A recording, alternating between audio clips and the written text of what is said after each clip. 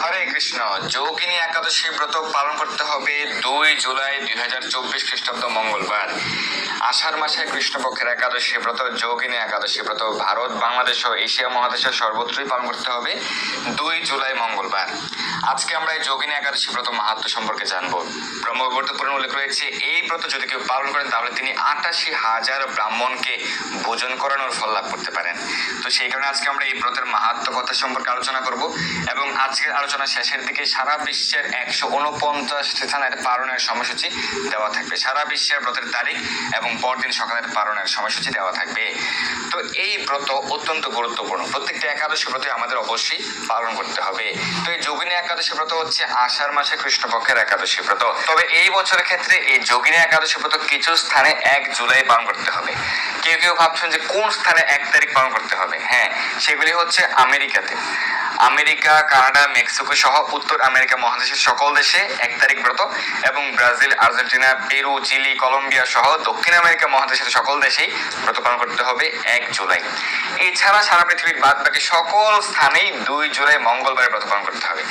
ভারত, বাংলাদেশ সহ মধ্যপ্রাচ্যের সকল দেশ সহ এশিয়া মহাদেশের সকল দেশে, ইউরোপের সকল দেশে, অস্ট্রেলিয়া মহাদেশে, আফ্রিকা মহাদেশের সকল দেশেই ব্রত পালন করতে হবে 2 জুলাই মঙ্গলবার। তো কোন দিন কোন স্থানে ব্রত পালন করতে হবে সেই সম্পর্কে আমরা জেনে গেলাম।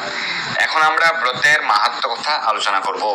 এই একাদশী ব্রত কিভাবে পালন করতে হবে এই সম্পর্কে আমরা কিন্তু বহুবার আলোচনা করেছি, আমাদের গত আলোচনাটি আপনারা দেখে নিতে পারেন। অনেকে প্রশ্ন করেন যে একাদশীতে কি কাউন গ্রহণ করা যাবে কিনা, বাজরা গ্রহণ করা যাবে কিনা, চিয়া সিড, ওটস গ্রহণ করা যাবে কিনা। এগুলি নিষেধ রয়েছে, কারণ এগুলি পঞ্চ রবিশেষের অন্তর্ভুক্ত। কাউন, শ্যামাদানা, বাজরা, চিয়া সিড, ওটস, ছোলা, হরলিক্স, ছাতু প্রভৃতি পঞ্চ রবিশেষের অন্তর্ভুক্ত, তাই একাদশীতে গ্রহণ করা যাবে না। অনেকে প্রশ্ন করেন যে একাদশীতে কি তুলসীতে জল দান করা যাবে কিনা। হ্যাঁ, অবশ্যই জল দান করতে হবে। শাস্ত্রে বলা হয়েছে যদি কেউ একাদশীতে তুলসীতে জল দান করেন তাহলে তিনি বৈকুণ্ঠ ধাম প্রাপ্ত হন। তো সেই কারণে অনেকে নিষেধ করে, কলিযুগের ঐশ্বরের অনেকে নিষেধ করে, কিন্তু এগুলি অশাস্ত্রীয় মন গড়া সিদ্ধান্ত। এই সম্পর্কে আমরা কিন্তু গত আলোচনায় আলোচনা করেছিলাম, আপনারা দেখে নেবেন শাস্ত্র প্রমাণ সহকারে। আমরা 2 দিন পূর্বেই আলোচনা করেছি বিস্তারিতভাবে যে একাদশী সহ, রবিবার সহ, দ্বাদশী সহ প্রতিদিনই তুলসীতে জল দান করতে হবে। তুলসীতে জল দান মানে হচ্ছে স্নান সেবা। স্নাপো আমি জগৎ ধাত্রী, হে তুলসী মহারানী, আপনাকে আমি স্নান সেবা প্রদান করছি। তো যারা নিষেধ করে তারা হয়তো বা বিশেষ দিনে স্নান করে না, একাদশীতে স্নান করে না, তারা রবিবারে স্নান করে না, সেই কারণে তারা হয়তো বা নিষেধ করে, তাদের কথা শোনা যাবে না। প্রতিদিনই স্নান করতে হবে আর তুলসীতে প্রতিদিনই জল দান করতে হবে। এবং শাস্ত্রে বলা হচ্ছে একাদশীতে জল দান করলে বৈকুণ্ঠ ধাম প্রাপ্ত হওয়া যায়।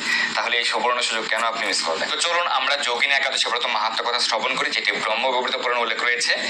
এবং যারা একাদশী মাহাত্ম্যটি পাঠ করতে চান বা দেখে দেখে পাঠ করতে চান, সেক্ষেত্রে আমাদের আগের আলোচনাটি দেখে নেবেন, সেখানে দেয়া থাকবে, সেখানে আপনারা দেখে দেখে পাঠ বা শ্রবণ করতে পারেন। আজকে আমরা এই মাহাত্ম্য কথা আলোচনা করার চেষ্টা করব বিস্তারিতভাবে।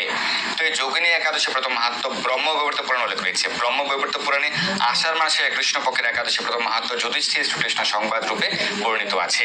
যুধিষ্ঠির বললেন, হে বাসুদেব, আষাঢ় মাসে কৃষ্ণপক্ষে একাদশী মাহাত্ম্য কৃপাপূর্বক আমাকে বলুন।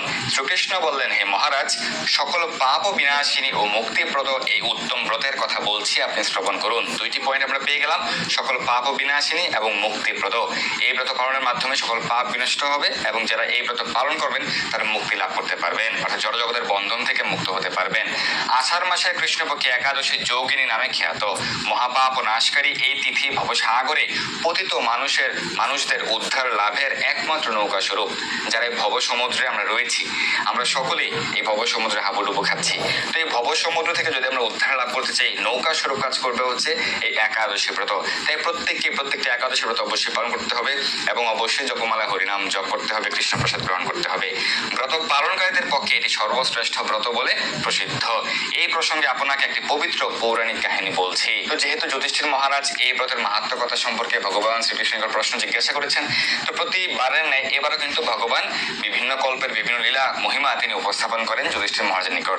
তো এইবারও যুধিষ্ঠির মহারাজের নিকট তিনি এই ব্রত সম্পর্কে, আষাঢ় মাসে কৃষ্ণপক্ষের একাদশী ব্রত মাহাত্ম্য সম্পর্কে ক্ষেত্রে এই ব্রত পালন করে কার কি কল্যাণ হয়েছিল সেটি শ্রবণ করাচ্ছেন। অলকানগরে শিবভক্ত পরায়ণ কুবের নামে এক রাজা ছিল। তিনি প্রত্যহ শিব পূজা করতেন। তার হেমমালী নামে একজন মালী ছিল। প্রতিদিন শিব পূজার জন্য মানস সরোবর থেকে সে ফুল তুলে যক্ষরাজ কুবেরকে দিত। মানস সরোবর হচ্ছে হিমালয়ের পরে সেই সুউচ্চ স্থানে মানস সরোবর। তো সেই মানস সরোবর থেকে হেমমালী ফুল পুষ্প চয়ন করতেন, ফুল তুলে তিনি যক্ষরাজ কুবেরকে দিতেন। কেন? উদ্দেশ্য ছিল হচ্ছে শিব পূজা করা হবে, প্রতিদিন বিশেষভাবে শিব পূজা করা হতো। বিশালাক্ষী নামে হেমমালীর এক পরমা রূপবতী পত্নী ছিল। সে তার সুন্দরী পত্নীর প্রতি অত্যন্ত আসক্ত ছিল। একদিন সে তার স্ত্রীর প্রতি কামাসক্ত হয়ে পড়ল। রাজভবনে যাওয়ার কথাও ভুলে গেল। বেলা 2 প্রহর অতিবাহিত হলো। 2 প্রহর মানে প্রায় 6 ঘন্টা, 1 প্রহর হচ্ছে 3 ঘন্টা। 2 প্রহর, বেলা 2 প্রহর অতিক্রান্ত হলো। অর্চনের সময় চলে যাচ্ছে দেখে রাজা ক্রুদ্ধ হলেন। মালির বিলম্বের কারণ অনুসন্ধানে এক দূত প্রেরণ করলেন। দূত এসে রাজাকে বলল সে গৃহে স্ত্রীর সাথে আনন্দে মত্ত। দূতের কথা শুনে কুবের অত্যন্ত রেগে তখনই মালিকে তার সামনে হাজির করতে আদেশ দিলেন। এদিকে মালি কুবেরের পূজার সময় অতিবাহিত হয়েছে বুঝতে পেরে অত্যন্ত ভয় পেল। তাই স্নান না করে সে রাজার কাছে উপস্থিত হলো। সে খুব তাড়াতাড়ি করে তড়িঘড়ি করে রাজার কাছে উপস্থিত হলো।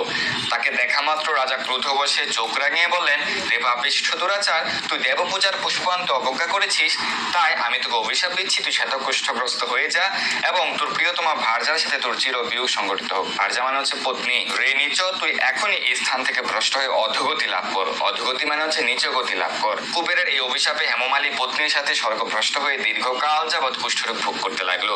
রোগের যন্ত্রণায় দিন অথবা রাতে কখনোই সে সুখ পেত না।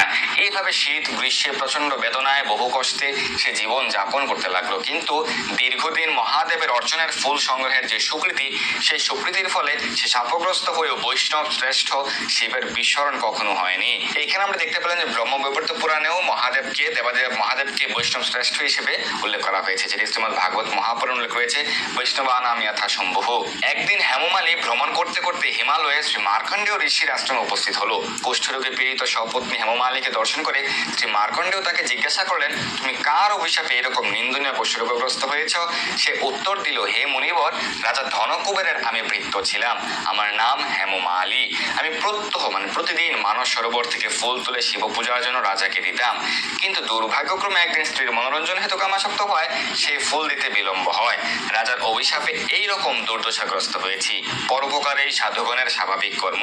হে ঋষি শ্রেষ্ঠ, আমি অত্যন্ত অপরাধী, কৃপা করে আমার প্রতি প্রসন্ন হন। তখন দয়াদ্র চিত্ত মার্কণ্ড মুনি বললেন, হেমালী, তোমার মঙ্গলের জন্য শুভ ফল প্রদানকারী এক ব্রতের উপদেশ করছি। তুমি আষাঢ় মাসে কৃষ্ণপক্ষের একাদশী যোগিনী একাদশী ব্রত পালন করো।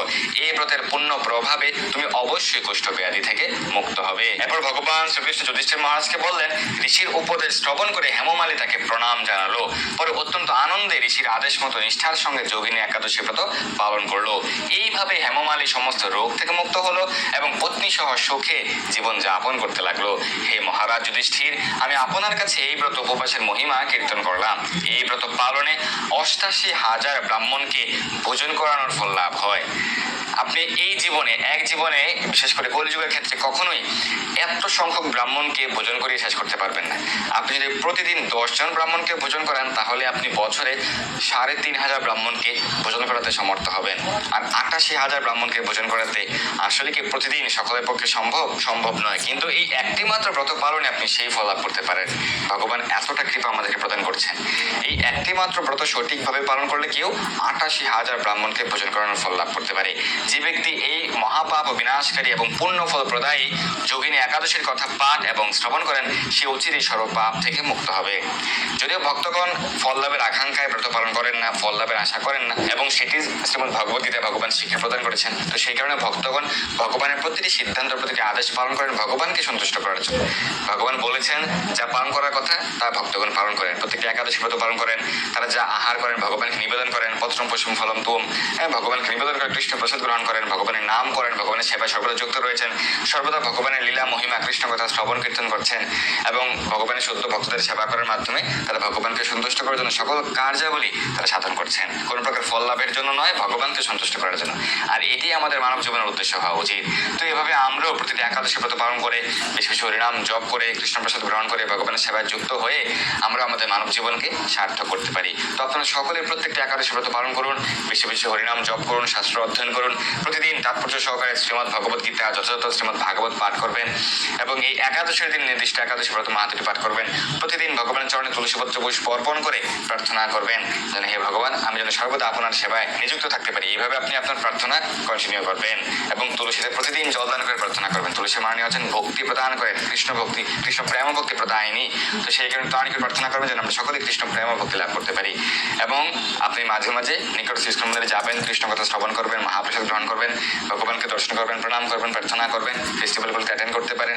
এইভাবে আপনি ধীরে ধীরে ভগবানের সেবায় যুক্ত থাকার মাধ্যমে কৃষ্ণ ভক্তিতে আরো ধীরে ধীরে অগ্রসর হয়ে আপনি ভগবত ধামের প্রত্যাবর্তনের পথ সুগম করতে পারেন। আজকে আমরা এই ব্রতের মাহাত্ম্য সম্পর্কে জানলাম এবং এখানে সারা বিশ্বের পালনের সময়সূচি দেওয়া হয়েছে। সারা বিশ্বের 149 স্থানের একাদশীর তারিখ এবং একাদশীর পরদিন সকালের পালনের সময়সূচি দেওয়া হয়েছে এই যোগিনী একাদশী ব্রতের। ধন্যবাদ সবাইকে। হরে কৃষ্ণ।